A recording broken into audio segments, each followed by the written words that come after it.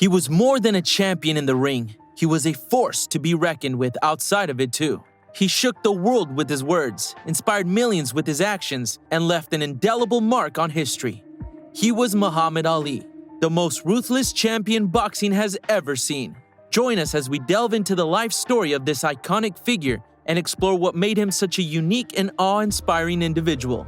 From his unmatched boxing skills to his unwavering commitment to human rights, we'll take you on a journey through the highs and lows of his incredible life. So come with us on this journey and witness the life of a legend. This is the story of Muhammad Ali, boxing's most ruthless champion, and so much more. Cassius Marcellus Clay Jr. was born in 1942 in Kentucky, a state located in the segregated South of the United States. Growing up in a racially oppressive environment, Cassius Clay Sr. supported his family by painting billboards while his wife worked as a housekeeper. Despite the changes he faced, Cassius learned to fight for everything he wanted as a child. At the age of 12, Cassius encountered a bike thief and expressed his desire to beat him up to police officer Joe Martin. As luck would have it, Joe Martin was a boxing trainer at a local gym and invited Cassius to train and fight there. Cassius's life was forever changed by this invitation, though he didn't know it at the time. Cassius' natural talent and hard work paid off when he won a novice light heavyweight Golden Gloves tournament at the age of 14, just 2 years after his first amateur fight. By the age of 19, he had won both the National Golden Gloves Tournament of Champions and the AAU light heavyweight title. As the nation's top amateur, Cassius was selected to compete in the 1960 Rome Olympics, but almost declined due to his fear of flying. Despite his fears, Cassius went on to win the gold medal in boxing after defeating Polish boxer Zbigniew Petrukowski in the final. After winning the Olympic gold medal, Cassius Clay faced discrimination in his hometown of Kentucky, where he was refused service at a restaurant due to his race. Feeling disillusioned, Clay turned his attention to boxing, where he quickly established himself as a force to be reckoned with, despite his lack of experience and size as a heavyweight. Clay learned the art of trash talking from a professional wrestler, Gorgeous George Wagner, and adopted the tactic to boost ticket sales. As he continued to climb the ranks, Clay set his sights on the world heavyweight champion Sonny Liston, a physically imposing figure with a devastating jab. Clay's trash talking and unique propaganda angered Liston, and many believed Clay would be knocked out quickly. However, Clay's speed and agility allowed him to avoid Liston's punches, and he dominated the fight, winning every round. Despite briefly losing his sight in the 4th round, Clay persevered and ultimately defeated Liston in the 6th, becoming the new heavyweight champion. "I'm so bad, I'm so pretty, I shook up the world," he proclaimed, marking the beginning of his reign as one of the greatest boxers in history. 2 days after becoming the heavyweight champion, Clay made headlines again by converting to the Nation of Islam. He was mentored by Elijah Muhammad, who gave him the name Muhammad Ali 2 weeks later. Despite the name change, Ali's success in the boxing ring remained unaffected. He reigned as heavyweight champion for 3 years, joining the likes of Marciano and Joe Louis. One of Ali's most controversial fights was a rematch against Liston, where he won in the 1st round after a phantom knockout. Many believe Liston threw the fight. Ali defended his title 8 more times without losing, showcasing his physical superiority with his famous Ali Shuffle that no one could stop. Ali's religious beliefs led him to refuse induction into the U.S. Army during the Vietnam War in 1967. He courageously stood up to the government, stating, "I don't fight Viet Cong. I wasn't harmed. I was never summoned." Despite threats of prison for not joining the army, Ali's appeal was filed immediately, and he did not go to prison. However, he lost his world title and boxing license and could not fight for 3.5 years. Legendary coach Angelo Dundee lamented, "They took his 3 best years at his peak.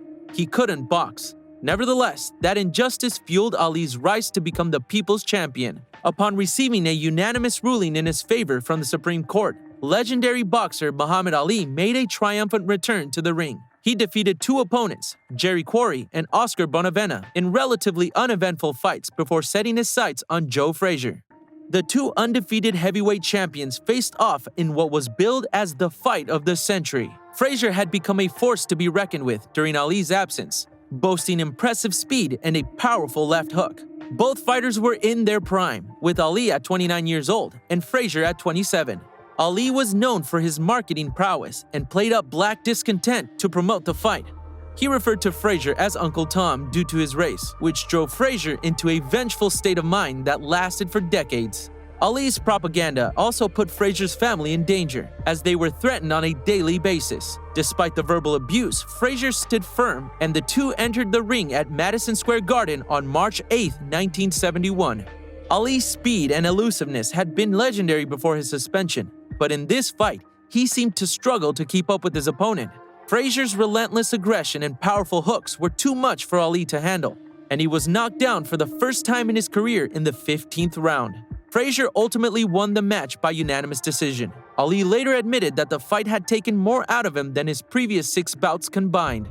Muhammad Ali was devastated after losing to Joe Frazier, but it ignited a fire in him to win. He decided to build a training camp in Pennsylvania to avoid distractions and live a simple life. There, Ali engaged in daily activities such as running, chopping trees, and boxing. He fought frequently and won 10 fights in 2 years. However, in 1973, he lost to a little-known fighter named Ken Norton, who broke his jaw in the 2nd round. Ali didn't take Norton seriously and had not trained adequately for the fight. He admitted that he had become overconfident, which led to his downfall.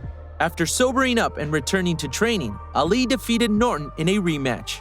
Ali still had to avenge his loss to Frazier, who had lost to George Foreman in the meantime. In a much-improved performance, Ali defeated Frazier in their 2nd fight. Finally, after this victory, Ali got his chance to fight for the World Heavyweight title. George Foreman had a remarkable record of 40 professional wins before facing off against Muhammad Ali. His fights often ended in the first 3 rounds, with most being won dominantly, including victories over boxing greats Joe Frazier and Ken Norton. Despite losing to Foreman in just 2 rounds, both Frazier and Norton had beaten Ali in previous matches. Ali was considered the underdog in this match against Foreman, who was 7 years younger and in his prime, and known for his devastating punches. In the lead-up to the fight, Ali trash-talked Foreman, generating tremendous interest in the match, which was ultimately hosted in Kinshasa, Zaire, for a whopping $10 million paid by President Mobutu. Ali, who was loved by tens of thousands of fans, hugged and kissed children, women, and the elderly wherever he went, while Foreman mostly frowned and was followed by his German Shepherd, a symbol of oppression to the locals. Ali's coaches were genuinely worried for his safety against such a powerful puncher. During the match, Ali leaned against the ropes to protect his head, allowing Foreman to unleash powerful body blows. In between punches, Ali famously taunted Foreman with the words, "Is that all you got, George?"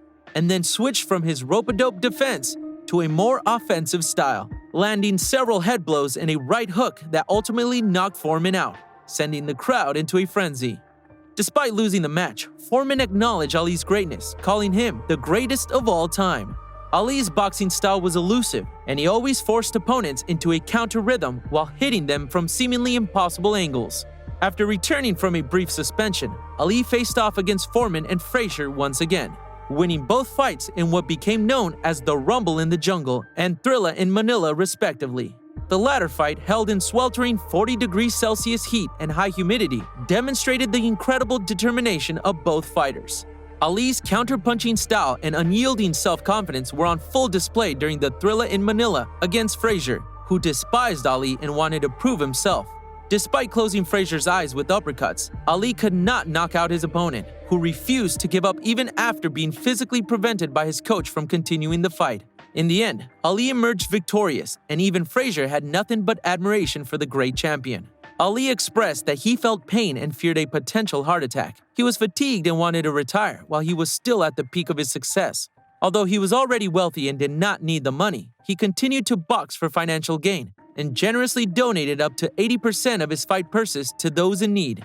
Despite gaining weight and aging after his fight with Frazier, Ali's skill allowed him to continue winning. He would repeatedly announce his retirement, but would return to the ring as talk about his retirement grew. However, even the greatest boxers eventually lose if they continue to fight for long enough. In 1978, Leon Spinks defeated Ali for the 3rd time, but Ali went on to win the title back in a rematch, becoming the first heavyweight champion to win 3 times. Ali eventually retired after this fight and gave up his titles, but 2 years later, he fought and lost to Larry Holmes and Trevor Berbick, experiencing early symptoms of Parkinson's disease. Despite the end of his boxing career, Ali continued to fight for peace, tolerance, and equality. He was not just a boxer, but also a dancer and poet who happened to fight professionally. While his victories and fame were due to his boxing skills and trash-talking rhymes, his most significant fights were for justice and equality for black people. Despite his love for fame, money, and women, Ali never forgot his roots and always fought for the people, earning him the title of the People's Champ. Despite the impact boxing had on his health, Ali did not harbor any animosity toward the sport and cherished it for the opportunities it provided him. Ali was not only the most charismatic boxer, but also the greatest athlete of all time, thanks to his success in the ring and social activism. And there you have it, the story of Muhammad Ali, the most ruthless champion boxing has ever seen, but also so much more than that. His incredible life journey from his humble beginnings in Kentucky to becoming one of the most iconic figures in history is a testament to strength and resilience of the human spirit. If you enjoyed this video, make sure to like and subscribe to our channel for more content like this. Thanks for tuning in, and we'll see you at the next one.